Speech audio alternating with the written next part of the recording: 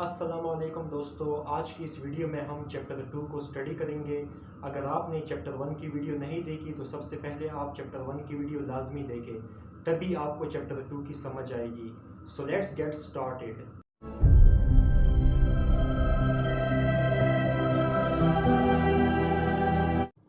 Chapter 2 के start में इन्होंने ऑर्गेनाइजेशन ऑफ द सेल के बारे में बताया है, जिसमें हम सेल स्ट्रक्चर के बारे में स्टडी करेंगे। सेल के अंदर न्यूक्लियस होता है, सेल मेम्ब्रेन होता है और साइटोप्लाज्म होता है।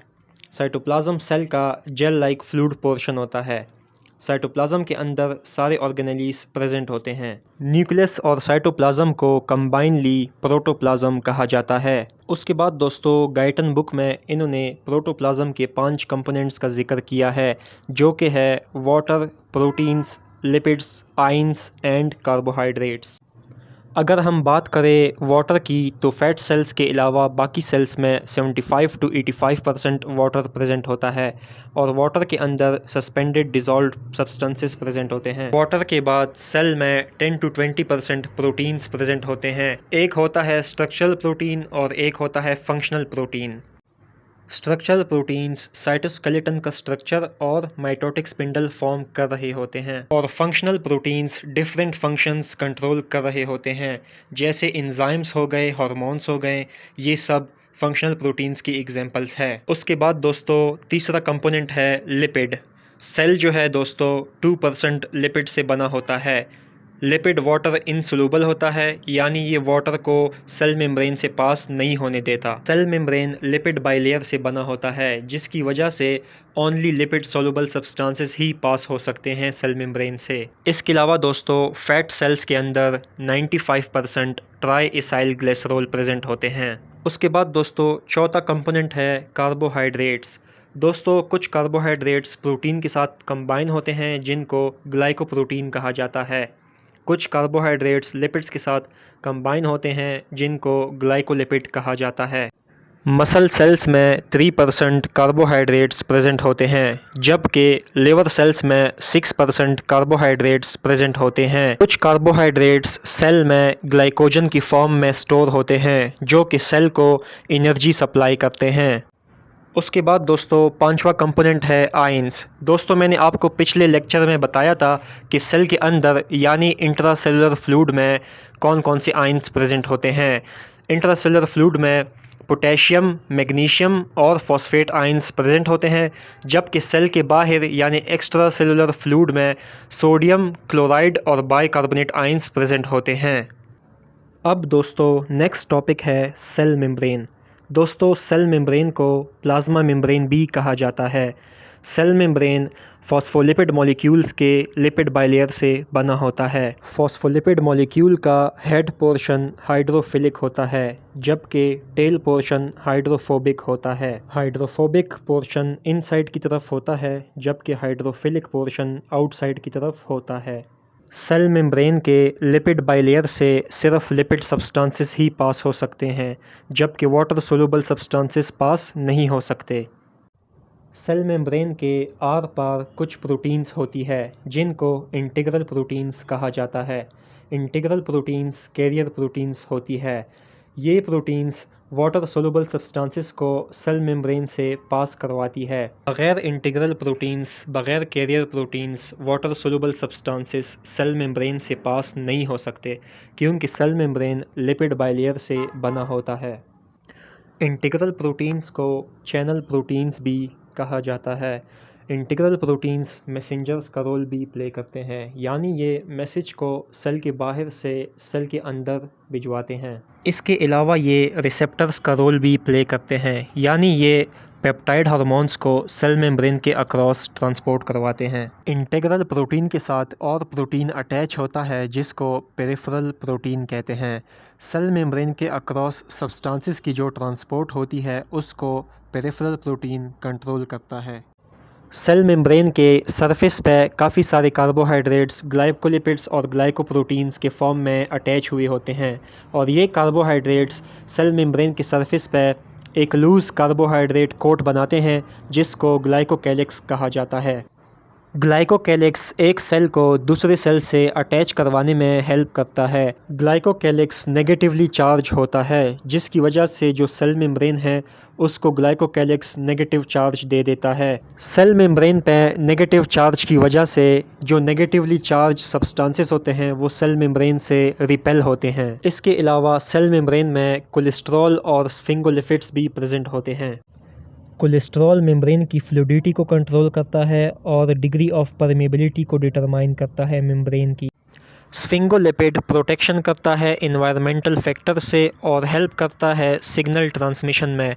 स्फिंगोलिपिड डिराइव्ड होता है अल्कोहल स्फिंगोसिन से। फॉस्फोलिपिड की तरह स्फिंगोलिपिड का भी हाइड्रोफिलिक और हाइड्रोफोबिक पोर्शन होता है। Cell membrane 7 to 10 nanometres thick होता है। लिपिड सॉल्युबल सब्सटेंसेस की एग्जांपल आपको स्क्रीन पे शो हो रही होगी।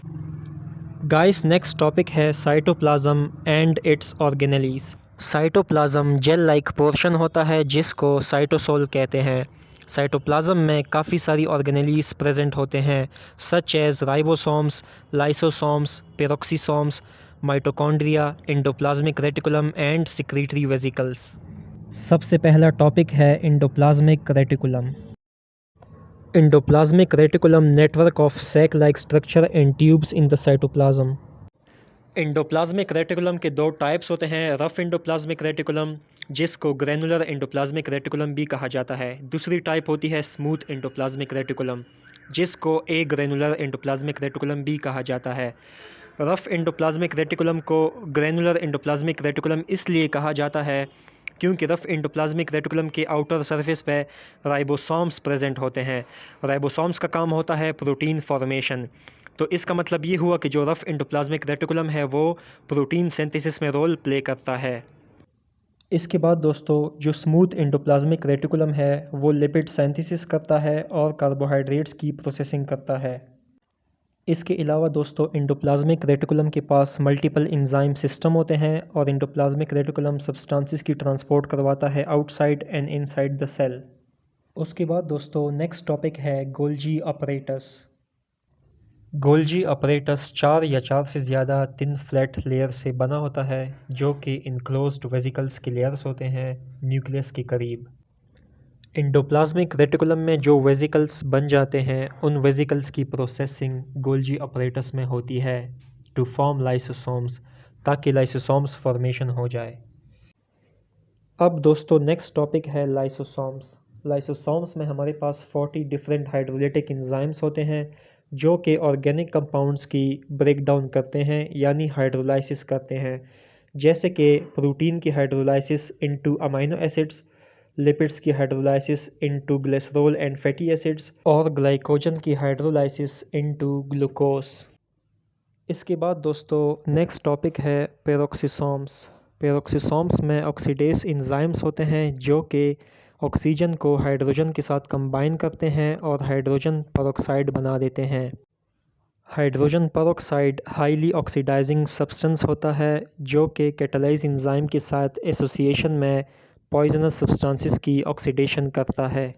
फॉर एग्जांपल अल्कोहल की detoxification into acetaldehyde by peroxisomes. Peroxisomes similar होता है लाइसोसोम्स के। पेरोक्सिसोम्स बड ऑफ होता है स्मूथ एंडोप्लाज्मिक रेटिकुलम से। उसके बाद दोस्तों नेक्स्ट टॉपिक है सिक्रीटरी वेसिकल्स। दोस्तों गोल्जी ऑपरेटस से जो वेसिकल्स प्रोसेस होके निकल जाते हैं उन वेसिकल्स को सिक्रीटरी वेसिकल्स कहते हैं। सिक्रीटरी वेसिकल्स में प्रो एंजाइम्स होते हैं जो कि इनएक्टिवेटेड एंजाइम्स होते हैं। जब ये प्रो एंजाइम्स सिक्रीटरी वेसिकल से पेंक्रियाटिक डक्ट और फिर पेंक्रियाटिक डक्ट से ड्यूडेनम में चले जाते हैं तो वहाँ पे ये प्रो एंजाइम्स एक्टिवेट हो जाते हैं और फूड की डाइजेशन स्टार्ट कर देते हैं इंटेस्टाइन में। इसके बाद दोस्तों नेक्स्ट टॉपिक है माइटोकॉन्ड्रिया। दोस्तों आप सबको पता होगा कि माइटोकॉन्ड्रिया जो है ये power house of the cell होता है। ये एनर्जी यानी एटीपी प्रोवाइड करता है फॉर केमिकल रिएक्शंस। माइटोकॉन्ड्रिया में एक आउटर मेम्ब्रेन होता है और एक इनर मेम्ब्रेन होता है। दोनों मेम्ब्रेन के बीच में इंटर मेम्ब्रेन स्पेस होता है। इनर मेम्ब्रेन फोल्डेड हुआ होता है जिसको क्रिस्टाई कहते हैं। इसके अलावा माइटोकॉन्ड्रियल मैट्रिक्स में chemical metabolic reactions take place. कुछ माइटोकॉन्ड्रिया ओवल शेप होते हैं जबकि कुछ माइटोकॉन्ड्रिया इलोंगेटेड शेप होते हैं। सबसे ज़्यादा माइटोकॉन्ड्रिया कार्डिक हार्ट मसल्स में प्रेजेंट होते हैं। इसके बाद दोस्तों नेक्स्ट टॉपिक है साइटोस्केलेटन। दोस्तों साइटोस्केलेटन प्रोटीन फाइबर्स का नेटवर्क होता है जो कि सेल को मैकेनिकल सपोर्ट, स्ट्रेंथ और शेप प्रोवाइड करता है। साइटोस्केलेटन ट्यूबुलिन, एक्टिन, मायोसिन, ट्रोपोमाइसिन और केराटिन प्रोटीन से मिलकर बना होता है। अब दोस्तों हम बात करते हैं साइटोस्केलेटन के कंपोनेंट्स के बारे में या फिर टाइप्स के बारे में। सबसे पहले हम माइक्रोट्यूब्यूल्स के बारे में बात करते हैं। माइक्रोट्यूब्यूल ट्यूबुलिन प्रोटीन से बना होता है और इसकी shape long hollow cylindrical shape होती है। माइक्रोट्यूब्यूल थिकेस्ट होता है। अब दोस्तों हम बात करते हैं माइक्रोफिलामेंट्स के बारे में। दोस्तों microfilaments long thread like filaments होते हैं जो कि एक्टिन प्रोटीन से बने होते हैं। माइक्रोफिलामेंट्स थिनेस्ट होते हैं। माइक्रोट्यूब्यूल थिकेस्ट थे जबकि माइक्रोफिलामेंट्स थिनेस्ट हैं। अब दोस्तों हम बात करते हैं इंटरमीडिएट फिलामेंट्स के बारे में जो कि माइक्रोट्यूब्यूल्स और माइक्रोफिलामेंट्स के बिटवीन इंटरमीडिएट होता है और इंटरमीडिएट की शेप केबल की तरह होती है। इंटरमीडिएट फिलामेंट केराटिन प्रोटीन से बना होता है। अब दोस्तों हम माइक्रोट्यूब्यूल्स के फंक्शंस के बारे में बात करते हैं।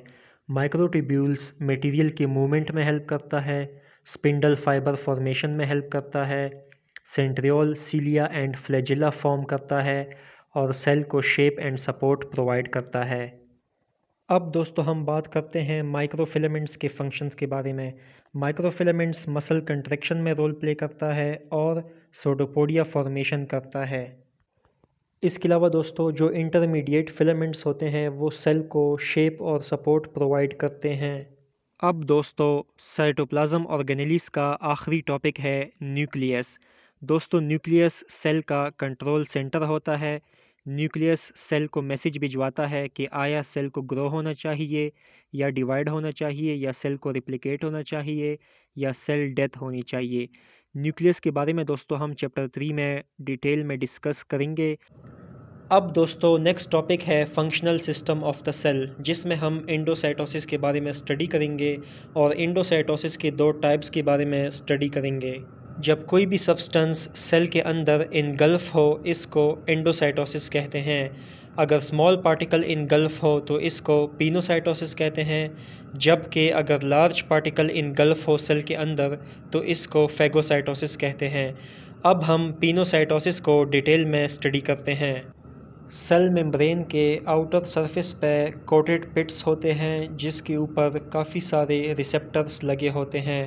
जिस भी प्रोटीन या सब्सटेंस को सेल मेम्ब्रेन के अंदर इनगल्फ होना होता है वो सब्सटेंस या प्रोटीन इन रिसेप्टर्स के ऊपर आके अटैच हो जाता है। कोटेड पिट्स के नीचे फिब्रिलर नेटवर्क ऑफ प्रोटीन्स होता है जिसको कैलेथ्रीन कहते हैं, जिसमें एक्टिन और मायोसिन फिलामेंट्स भी होते हैं।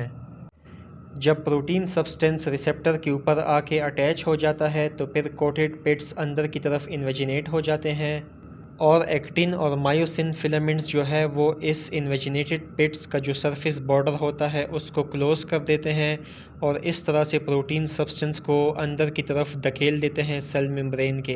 पिनोसाइटोसिस के प्रोसेस के लिए एटीपी और कैल्शियम रिक्वायर होता है। अब दोस्तों हम फेगोसाइटोसिस के बारे में बात करते हैं। फेगोसाइटोसिस के प्रोसेस में लार्ज पार्टिकल्स सेल मेम्ब्रेन के अंदर इनगल्फ होते हैं। सबसे पहले बैक्टीरियम एंटीबॉडी के साथ अटैच होता है और फिर एंटीबॉडी जो है वो सेल मेम्ब्रेन के सरफेस पे रिसेप्टर्स के साथ अटैच हो जाता है। अब नेक्स्ट स्टेप में सेल मेम्ब्रेन बाहर की तरफ इवेजिनेट हो जाता है और बैक्टीरियम को बाहर की तरफ से घेर लेता है। अब नेक्स्ट स्टेप में एक्टिन और मायोसिन फिलामेंट्स मेम्ब्रेन के बॉर्डर को क्लोज करवा देते हैं और इस तरह से बैक्टीरियम एंटीबॉडी के साथ सेल मेम्ब्रेन के अंदर चला जाता है जिसको फेगोसाइटिक वेसिकल कहा जाता है। अब दोस्तों नेक्स्ट स्टेप में फेगोसाइटिक वेसिकल पे लाइसोसोम्स अटैक कर लेते हैं और इससे डाइजेस्टिव वेसिकल बना देते हैं। अब दोस्तों लाइसोसोम के अंदर जो हाइड्रोलाइटिक एंजाइम्स होते हैं वो इस डाइजेस्टिव वेसिकल के अंदर डाइजेशन वगैरह कर लेते हैं और डाइजेशन के बाद जो आखिर में जो वेसिकल बच जाता है उसको रेसिजुअल बॉडी कहते हैं, जो कि एक्सोसाइटोसिस प्रोसेस के ज़रिए एक्सक्रीट आउट हो जाता है। अब दोस्तों चैप्टर का आखिरी टॉपिक है लोकोमोशन ऑफ सेल्स, जिसमें अमीबॉयड मूवमेंट और सिलियरी मूवमेंट का बताया गया है। अब हम अमीबॉयड मूवमेंट के बारे में बात करते हैं। अमीबॉयड मूवमेंट में सेल के एक साइड पे एंडोसाइटोसिस का प्रोसेस हो रहा होता है, जबकि सेल की दूसरी साइड पे एक्सोसाइटोसिस का प्रोसेस हो रहा होता है। सेल एक साइड से इंक्रीज़ हो रहा होता है जबकि दूसरे साइड से सेल डिक्रीज़ हो रहा होता है, और सेल जो है वो आगे की तरफ मूव करता जाता है विद द हेल्प ऑफ सूडोपोड। एक साइड पे सेल रिसेप्टर के साथ अटैच होता है और दूसरे साइड से सेल डिसअटैच होता जाता है, और इस तरह से जो है अमीबॉयड मूवमेंट होती जाती है। Amoeboid locomotion white blood cells में होती है, जब वाइट ब्लड सेल्स ब्लड से मूव करते हैं टिश्यू में टू फॉर्म मैक्रोफेजेस। इसके अलावा फिब्रोब्लास्ट में भी अमीबॉयड लोकोमोशन होती है, और during foetus and embryo development भी सेल में अमीबॉयड लोकोमोशन होती है। अमीबॉयड मूवमेंट को कीमोटेक्सिस कंट्रोल कर रहा होता है। कीमोटेक्सिस का मतलब होता है movement of the cell away या फिर टुवर्ड द सोर्स। अगर सेल जो है वो सोर्स से अवे मूव करे तो इसको नेगेटिव कीमोटेक्सिस कहते हैं, और अगर सेल जो है वो सोर्स की तरफ मूव करे तो इसको पॉजिटिव कीमोटेक्सिस कहते हैं। वो केमिकल सब्सटेंस जो कि कीमोटेक्सिस कॉज करता है उस सब्सटेंस को कीमोटेक्टिक सब्सटेंस कहते हैं। अब दोस्तों नेक्स्ट टॉपिक है सीलिया एंड सिलियरी मूवमेंट। दोस्तों ये सिलियरी मूवमेंट जो है ये सीलिया का विप लाइक मूवमेंट होता है, जो कि ह्यूमन बॉडी में सिर्फ दो जगहों पे होता है, एक रिस्पायरेटरी एयरवेज में और दूसरा यूटेराइन ट्यूब्स में।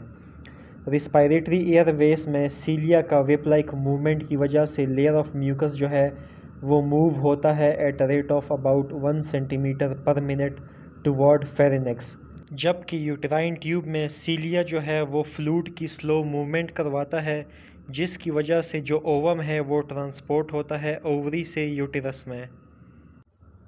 उसके बाद दोस्तों इन्होंने सीलियरी मूवमेंट के मैकेनिज़्म के बारे में बताया है कि ट्यूब्यूल्स और क्रॉस लिंकेजेस का जो कॉम्प्लेक्स होता है उसको एक्सोनीम कहते हैं। दूसरा इन्होंने बताया है कि मेम्ब्रेन के रिमूवल के बाद भी सीलियरी मूवमेंट होता है।